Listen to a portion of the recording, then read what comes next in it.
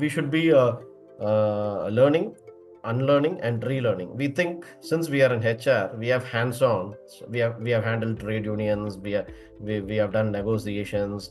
Um, uh, we, we have handled the global team, etc. But when it comes to the course, even I could still remember one of my colleagues has did his full-time program, postgraduate program from IIM. He also joined this course. So, no, so when I asked him why you are doing so, already we have passed from IIM just to reassess myself, to retest myself.